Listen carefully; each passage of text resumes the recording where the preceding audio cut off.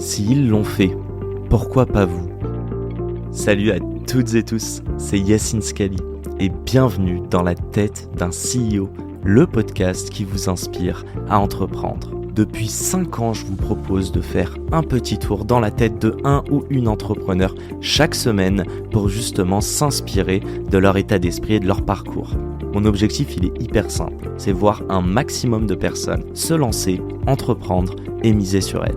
On sort une interview tous les lundis, donc n'hésitez pas à vous abonner dès maintenant. Et pour nous soutenir, ça vous prend 30 petites secondes. Je vous demande de nous laisser une note et un commentaire sur les plateformes d'écoute de votre choix.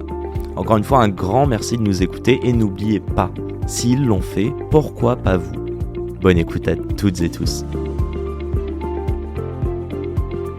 Les Secrets de Loli, c'est une boîte qui existe donc depuis 2009, que j'ai créée donc en auto-entreprise dans ma cuisine, en tant qu'autodidacte en formulation cosmétique. L'idée de départ, en fait, était de remplir et de répondre à un besoin, mais un besoin qui est extrêmement, personnel, c'est-à-dire de trouver des produits adaptés à mon type de cheveux. C'est-à-dire j'ai les cheveux texturés. Les cheveux texturés, c'est quoi? Ce sont les femmes ou hommes qui ont des cheveux bouclés, frisés, crépus ou ondulés. C'est-à-dire 6 personnes sur 10 dans le monde et environ 30% de la population en France.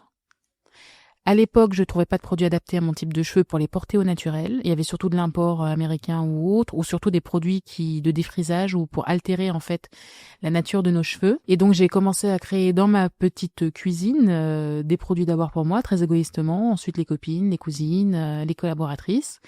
Et puis très vite, je me suis mis à fabriquer ça de façon un petit peu industrielle. Et c'est comme ça que j'ai eu l'idée donc de lancer ma boîte et ma marque de cosmétiques capillaires, Les Secrets de Loli. C'est 42 employés aujourd'hui, 42 personnes. Donc là, on est dans le nouveau siège qu'on a inauguré en janvier. On est propriétaire de nos locaux. Vous êtes proprio? Attends, c'est hyper rare pour une boîte d'être propriétaire. Mais attends, ça veut aussi dire que t'anticipes la croissance. Ça veut dire que j'anticipe la croissance et puis ça veut dire surtout que, comme je te disais tout à l'heure, je suis née dans ma cuisine. Ensuite, on avait déménagé donc dans le sous-sol de mon pavillon. Après le sous-sol de mon pavillon, on a emménagé à Saint-Maur-des-Fossés au sous-sol de l'immeuble. Ensuite, à l'étage. Après, on a pris tout le bâtiment du fond de cour de Saint-Maur-des-Fossés. Et puis, donc, j'avais dit à mes équipes que si on fait les objectifs, on irait à Paris à terme. Je vous régale. Et voilà, et on va se faire plaisir. Et en fait, au bout d'un moment, il faut bien avoir la récompense de tous nos efforts et de toute notre énergie. Ouais. Et donc, j'ai cherché dans tout Paris le lieu idéal. On cherchait vraiment un cocon où on va pouvoir, une safe place en fait, on va pouvoir continuer à bosser tous ensemble. Et donc, c'est important en fait qu'ils voient que ce que tu dis, tu le fais, et tu fais ce que tu dis. Donc, c'est comme ça qu'on fonctionne chez nous. C'était une victoire pour toi? C'était un moment d'émotion. Ça t'a eu. Oui, ça m'a coûté une blinde, donc j'ai pu pleurer, oui. J'ai pensé dans le métro pour le coup. J'allais dire que l'ascenseur social est en panne, et qu'il y a des gens qui sont assez smart pour prendre les escaliers. Et je crois que j'en ai une en face de moi. Ça te définit ou pas? Oui, c'est sûr. Oui, c'est vrai que c'est une jolie phrase. Oui, il est en panne depuis un bout de temps, mais je suis pas sûre que j'ai pris juste les escaliers. J'ai pris la fenêtre, j'ai grimpé au mur, enfin la totale quoi. Donc Secrets de Loli, c'est né avec un capital donc de 1 500 € en 2009. Aujourd'hui, ou plutôt en 2022, lorsque j'ai fait rentrer un fonds d'investissement, c'était à l'époque 17 millions d'euros de chiffre d'affaires et nous depuis on continue à avoir une croissance à 2 chiffres de plus de 40% chaque année. C'est quoi la ligne d'arrivée? La ligne d'arrivée, il n'y a pas d'arrivée en fait. Ça fait longtemps que j'ai déjà passé la ligne d'arrivée, non? Franchement, j'ai une belle boîte, j'ai 18 références uniquement, j'ai des gens qui viennent des US pour pouvoir venir bosser chez moi, j'ai une communauté. Donc la ligne d'arrivée, elle a été franchie depuis longtemps. Non, Elle a été franchie quand? Je pense qu'elle a été franchie en 2021, quand on a fait les 10 millions d'euros de chiffre d'affaires. La ligne d'arrivée, à ce moment-là, en fait, c'était surtout d'avoir une boîte qui fonctionne à l'équilibre et qui peut fonctionner aussi sans moi. C'est ça l'intérêt. Après, si je dois regarder loin, en vrai, c'est une boîte leader en France, leader en Europe, dans le top mondial, valorisée plus d'1 milliard. Donc j'ai encore beaucoup de boulot. On en est qu'au 25% du chemin qu'il y a à faire. Comment ça se fait que personne n'ait monté ça avant? C'est l'idée de l'intégralité des banquiers qui se posent la question depuis 10 ans. Quand j'y étais il y a 15 ans, en leur disant il faut faire des shampoings, on me disait il y a des shampoings au supermarché. Et puis pourquoi vous allez mieux le faire que L'Oréal? Parce que tant que L'Oréal n'aura pas de diversité auprès de son groupe, dans ses équipes de formulation ou dans son board, il aura le nez concentré sur pas mal de choses. Ça a changé à L'Oréal, ça? Je sais pas, et en fait, j'en ai rien à faire. Ce que j'aime, c'est aller les emmerder un petit peu sur le terrain. Et c'est ce qui est le plus, non, mais c'est ce qui est le plus intéressant dans cette aventure. Voilà, c'est juste ça. Tu grappilles, tu sais, tu manges dans l'assiette, mais voilà, on est en train de parler d'un groupe, de milliardaires. Dis-toi bien qu'en Afrique, pourtant, ils vendent des produits, mais ils vendent des produits qui permettent de dégrader ou de lisser. Et en fait, la question, elle est là. On a tellement voulu faire rentrer des gens dans des cases, qu'on leur a imposé des cases, et sauf que les gens ont décidé d'arrêter de rentrer dans cette case. Et moi, j'ai été précurseuse là-dessus. Je fais partie des premières femmes qui ont arrêté de se défriser en France, qui ont compris que c'était un problème et qui ont cherché à populariser le fait d'arrêter de se défriser et de porter ses cheveux naturels. Quand est-ce que tu as fait ton premier million de CA, sachant que tu nous disais 10 millions en 2021, donc la boîte avait quoi, 12 ans? Oui, 2021, 2022, 2009. 2009, donc ouais, 13 ans. Dans les 10 ans, c'était en 2019. Ouais. Tu vois, t'es pas bon en chiffres, toi, hein? Tu sais quoi, je vais pas la ramener. Ce qu'il faut bien se rendre compte, c'est que Secret Loli a plusieurs étapes dans sa vie. C'est-à-dire qu'elle a commencé, c'est une boîte qui a commencé donc dans ma cuisine, donc de manière artisanale. Et donc, et après, j'ai industrialisé le process. Donc, en fait, il y a plusieurs vies dans la vie de ma boîte. Il y a celle où j'ai fabriqué à la main et j'ai que 2 mains et une assistante. Et donc, il y a que 4 mains, en fait, qui fabriquent tous les produits. Et donc, on était monté jusqu'à environ 750 000 € de chiffre d'affaires. Et ce, jusqu'en 2018. Et donc, en 2019, là, j'ai dépassé mon premier million. J'avais prévu de scaler entre 1,2 et 1,4 et en fait, j'ai fait 1,8. C'est pour ça que les gens s'extasient devant les chiffres et que moi, je suis hyper froide. C'est beau, ce qu'on fait. C'est sympa. Mais on peut mieux faire. T'aimerais parler avec Rihanna? On a une banquière en commun.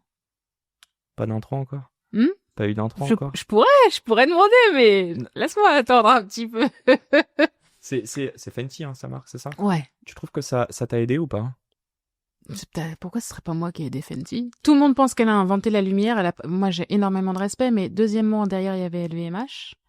Avec Kendo, si je me rappelle bien, le groupe Kendo, qui est l'incubateur donc de LVMH. Donc derrière, il y a cette histoire. Ouais. Et oui. Derrière, t'as la force LVMH quand même. Okay. Donc, ce qui te permet d'avoir accès au réseau Sephora. Et l'exclus Sephora. Donc, Est-ce que tu trouves que aux US, ils étaient déjà beaucoup plus avant-gardistes sur servir des personnes, on va dire, de diversité en général, bien versus la France et l'Europe? Business is business. Ok. Hein, l'argent n'a pas d'odeur ni de couleur aux US. Ok. Donc quand il y a un marché, on le prend. Et donc, il y a une communauté afro-américaine, donc il y a des services pour les afro-américains, que ce soit des services de beauté ou autres. Donc ça, moi, c'est les USA ont toujours eu des années d'avance. Et d'ailleurs, le mouvement naturel capillaire, il a démarré avec des femmes noires américaines aux États-Unis, aux environs des années 2000. Moi, quand j'ai commencé à m'intéresser aux cheveux naturels, c'était en 2004. Il y a 20 ans, le début du mouvement, il était aux États-Unis. Les États-Unis ont entre 5 et 7 ans d'avance par rapport à nous sur ce domaine-là. Sur cette thématique-là. Puis moi, je suis allée au combat direct face à Velleda, Garnier, L'Oréal, la totale. Quand tu dis combat, explique-moi un tout petit peu. Tu vas grappiller des parts de marché, surtout tu vas prendre une place sur une gondole. Donc il faut que ça parte, c'est hyper compétitif. Secret Loli est la marque numéro 1 chez Monoprix, toutes marques confondues. Donc ça veut dire en vente, en volume, je vends plus que les autres shampoings classiques aussi, qui est très intéressant. Par exemple, tu m'as dit tout à l'heure, je suis rentrée chez Sephora. Alors je suis rentrée chez Sephora Champs-Élysées, Sephora sur le site internet. Et là, depuis une semaine, on est dans 13 nouveaux magasins. Sephora. En France, okay. Mais nous, on disait, c'est quand même ahurissant et hallucinant. Les vendeuses Sephora, elles utilisent quoi dans leurs cheveux, tu crois? Ouais, des marques qu'elles ne peuvent pas vendre. Non, oui, ouais. Elles utilisent Secret Loli, mais on n'était pas vendus. C'est assez paradoxal. J'ai carrément quand on demandait, est-ce que vous avez du Secret Loli, et qu'elles vous disent, ah non, on n'a pas la marque, mais par contre, moi, je les achète à Monoprix. C'est quand même hallucinant. 500 mètres carrés, une affiche à 1 million d'euros sur les Champs-Élysées où j'avais mis ma grosse tête avec écrit les Secrets de Loli. Juste au-dessus du magasin numéro 1 en Europe. Numéro 2 mondial. Ah, et je sais pas comment le dire, mais je te sens sûr de toi. Est-ce que tu as toujours eu cette confiance en toi? Oui, Toujours? toujours. Tu as quitté ton foyer, donc tu as contacté, j'allais dire la DAS, mais je sais pas si c'est ça. Si, c'est la Je crois DAS, que ça a changé de nom. ça s'appelle l'ASE maintenant, mais Voilà, je bien sûr. connais pas exactement, mais en gros, bref, tu as demandé à être placé en foyer. Et ce que j'allais dire, c'est que je sais pas quel âge t'avais à l'époque. À l'époque, j'étais en dernière année de collège, j'étais en 3e, j'avais passé mon brevet. À quel moment un gosse, parce que c'est un gosse de 13-14 ans, a cette maturité-là? Non, mais il faut bien se dire qu'on n'est pas venu sur Terre pour souffrir. Tu peux être né dans ce que tu veux.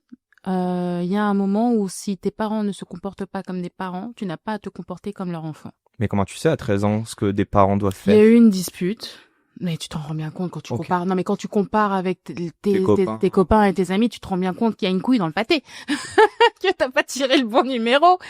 Donc, au bout d'un moment, j'étais dans une dispute et en fait, j'ai eu un déclic. Elle parlait, elle était en train de crier et dans ma tête, j'ai eu un déclic, ma mère. Ok. Et j'ai eu un déclic et en fait, pendant qu'elle parlait, moi, j'ai entendu, cette femme ne se comporte pas comme ta mère.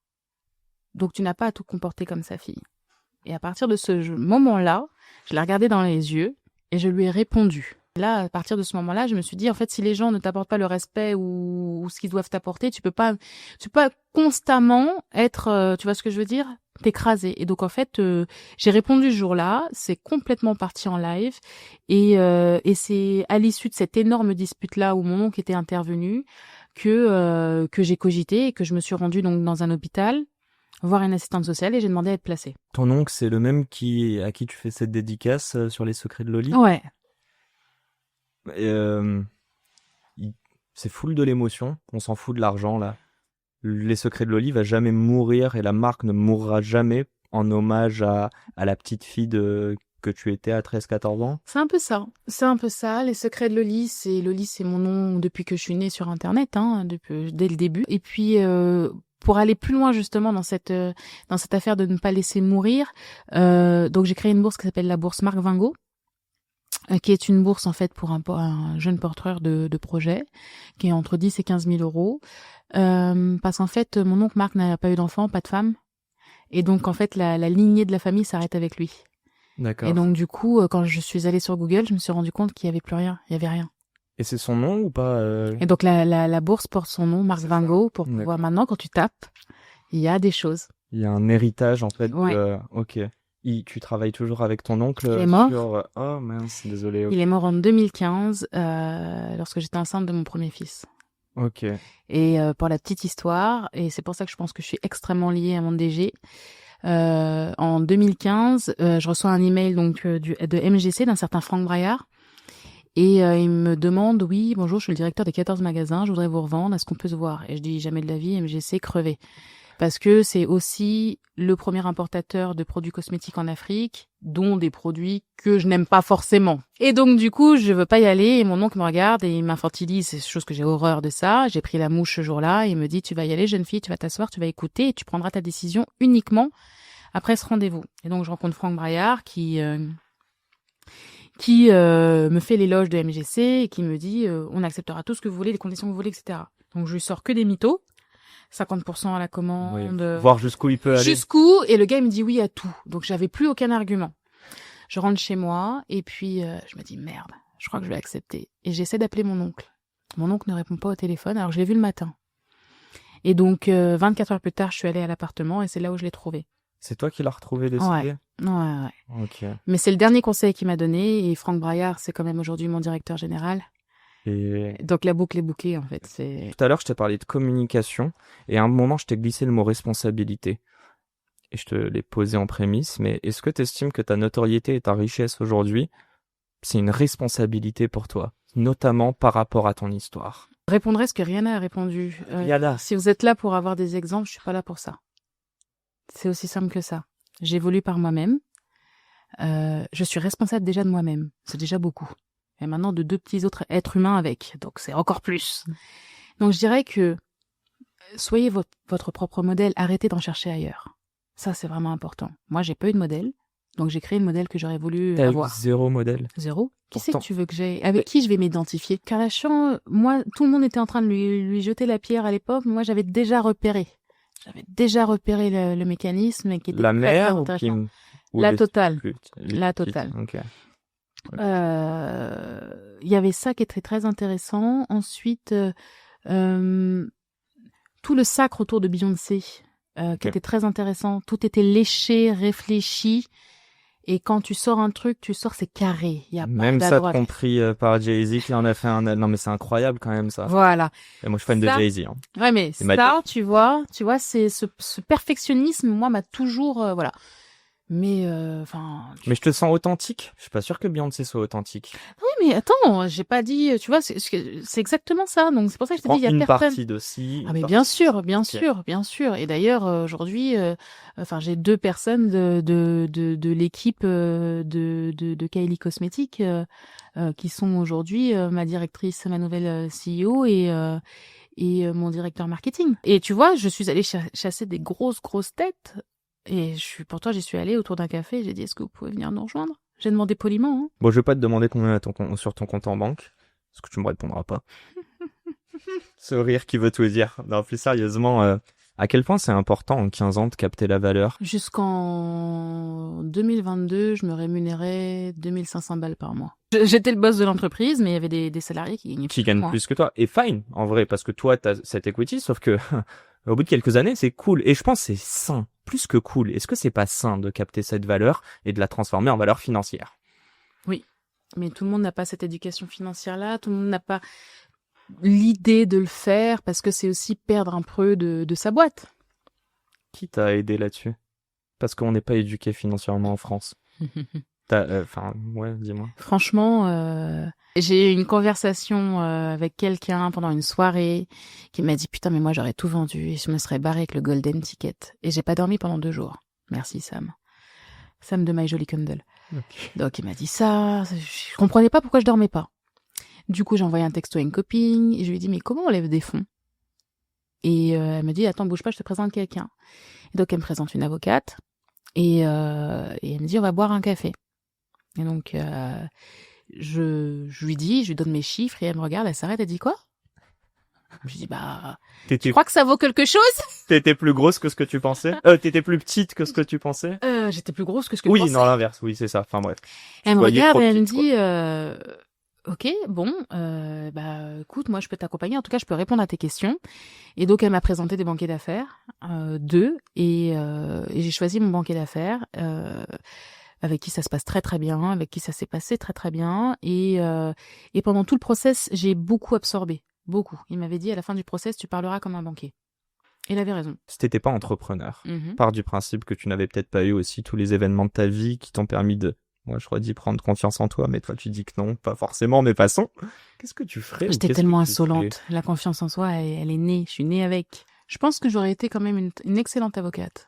C'est ce que je voulais faire quand j'étais plus jeune. Okay. Ouais. Après, j'ai voulu être juge, mais j'ai eu peur d'être corrompue. T'aimes trop les thunes, c'est quoi? Bah oui. Mais j'aime les thunes depuis que j'ai l'âge de 5 ans, s'il te plaît. Je piquais de l'argent dans les poches de mon grand-père et je disais, si ça tombe, c'est à moi. Donc en fait, je secouais le lit pour que ça tombe. Mais non. Et après, on me dit, j'ai pas volé, j'ai pas cherché, les trucs, il est par tête, je l'ai trouvé. J'ai ramassé, quoi. T'as ramassé de l'argent. Incroyable. Je négociais tout déjà à l'âge de 7 ans. C'est quoi ton rapport avec l'argent aujourd'hui? C'est plus un souci? C'est plus un sujet même? C'est plus un sujet pour moi, pour mes enfants et leurs descendants. Mais ça reste important? Non, mais c'est important d'avoir les pieds sur terre, de savoir ce que tu fais pas, ce que tu dépenses pas. L'argent, il est là, demain, il peut ne plus l'être. Hein. Donc, c'est bien. C'est pas parce que t'as de l'argent qu'il faut oublier que t'as de l'argent. Faut pas s'oublier sur le chemin. Tu vois ce que je veux dire? Bien sûr. Donc, il faut gérer ses dépenses, ses entrées, ses sorties. Enfin, ça, c'est hyper important parce que beaucoup de personnes qui sont devenues millionnaires ou multimillionnaires, en fait, ils crament leur cash à une vitesse, surtout les premières années. Demain, tes enfants se questionnent et te parlent même de carrière. Ils parlent de pro. Ils te disent qu'ils veulent être riches. Ils te disent qu'ils veulent faire comme maman. Ce serait quoi le conseil que tu leur apporterais? De trouver une solution aux gens. C'est ça qui les rendra riches. T'as dit ça. T'as dit que t'adorais aller gérer des problèmes et les résoudre. Faut avoir le cœur solide, non? Faut être bien accroché. Ouais. Très très bien accroché, mais je dirais que moi je sors d'une école qui est l'école de la vie, qui a été tellement dure qu'en fait à côté le business c'est que du business. Donc du coup je prends cette hauteur que peut-être certains entrepreneurs ne prennent pas, qui fait que quand tu rentres chez toi, tu vois, il y a la vraie vie quoi. C'est la fin de cet épisode. S'il vous a plu, prenez 30 secondes pour nous laisser un commentaire et une note sur la plateforme d'écoute de votre choix. On a encore des dizaines d'épisodes en stock, donc je vous laisse fouiller. Et d'ici là, n'oubliez pas, s'ils l'ont fait, pourquoi pas vous? Encore une fois, un grand merci de nous avoir écoutés et à très vite pour un nouvel épisode. Ciao.